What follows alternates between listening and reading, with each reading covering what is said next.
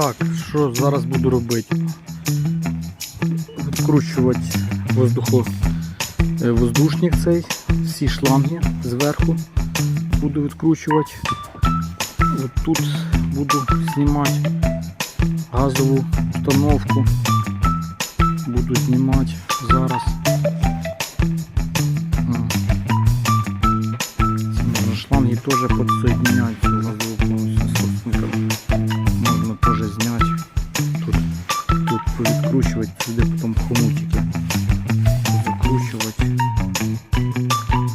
Да і все. Тут уже такі хомутики одноразові.